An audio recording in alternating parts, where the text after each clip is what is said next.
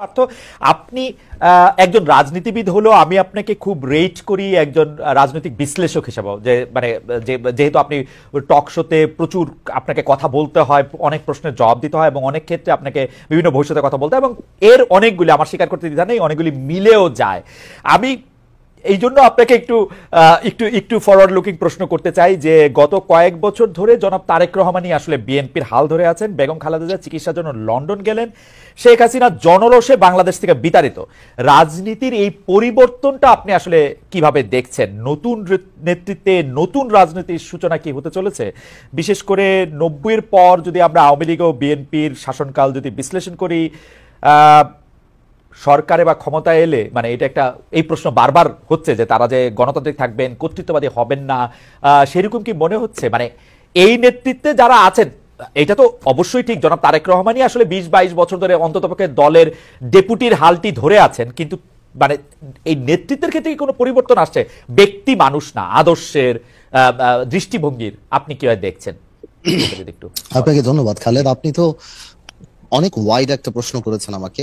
আমি একটু ব্যাকগ্রাউন্ডে যাব। দেখুন, আপনি সমষ্টিগতভাবে যদি বাংলাদেশের রাজনীতির অবস্থা দেখেন, গত 17 বছরে যে একটা ভীতির সংস্কার, ভীতির একটা সংস্কৃতি আমাদের রাজনীতিতে ছিল, যার কারণে 17 বছর কিংবা 20 বছরে ভালো মানুষগুলি রাজনীতি থেকে দূরে সরে যায়। এই কারণে অফকোর্স একটা ভ্যাকুয়াম সৃষ্টি হয় রাজনীতিতে। কারণ 17 বছর আপনি জানেন, যে কোনো রাজনীতি করতে গেলেই একটা গুম খুনের একটা ধারণা ছিল, বা মানুষ রাজনীতিবিদদের উপরে কেন জানি এমন, মানে কেন জানি বলবো না, মানুষের যথেষ্ট রিজন ছিল রাজনীতিবিদদের থেকে দূরে সরে যাওয়া।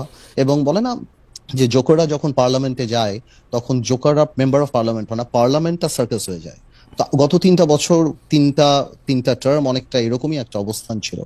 তো এ কারণে, আর তারেক রহমান সাহেবকে নিয়ে আপনি যে কথাটা বললেন, উনি গত 10, 12, 15 বছরে যেভাবে বিএনপিকে বিদেশে বসে যেভাবে নেতৃত্ব দিয়েছেন এবং নিচ থেকে ওপর পর্যন্ত, সত্যি কথা বলতে উনি আওয়ামী লীগের মাথা খারাপ করে দিয়েছেন। যে বাইরে থেকে সাংগঠনিকভাবে উনার যেই নেতৃত্ব ছিল, ন্যাচুরালি বিএনপি ভাঙতে পারেনি, বিএনপি পথচ্যুত হয়নি বা অন্যদিকে যায়নি।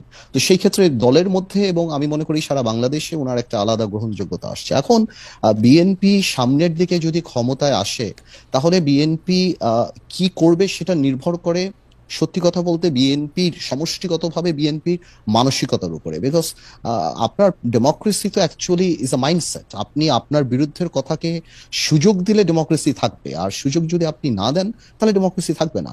যেটা সম্পূর্ণরূপে একটা মাইন্ডসেটের ব্যাপার। এখন বিএনপি যদি ওনার কর্মকাণ্ডে বা বিএনপির কর্মকাণ্ডে যদি সেই রিসিপিয়েন্ট বা ওই রিসিভিং এন্ডে থাকতে পারে, বা ওই মানসিকতা থাকতে পারে, এবং এই 17 বছর এত কিছু দেখার পরে যে আপনার রাষ্ট্র পরিচালনায় ব্যর্থতা বা পতন, বা যেটা পতন বলবো না, আওয়ামী লীগের তো, যেটা আমি আপনাকে আনঅফিসিয়ালিও বলেছি যে আওয়ামী লীগ এমন একটা রাজনৈতিক দল যার বাংলাদেশে শুধু রাজনৈতিক পতন হয় না, এই সামাজিক পতনও হয়েছে।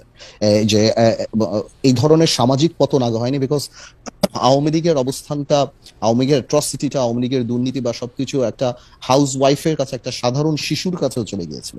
এবং এই লাস্টে যে গণহত্যাগুলি, তো আমি সেটাই বলবো যে এখন তো আর নির্দিষ্ট শত্রু লাগবে না আমাদের পতনের জন্য। আমরা যদি আওয়ামী লীগ থেকে শিক্ষা না নেই, আমরা যদি ডেমোক্রেসি প্র্যাকটিস না করি, তাহলে অদৃশ্য শত্রু আমাদেরকে সেটা করে দিতে পারে।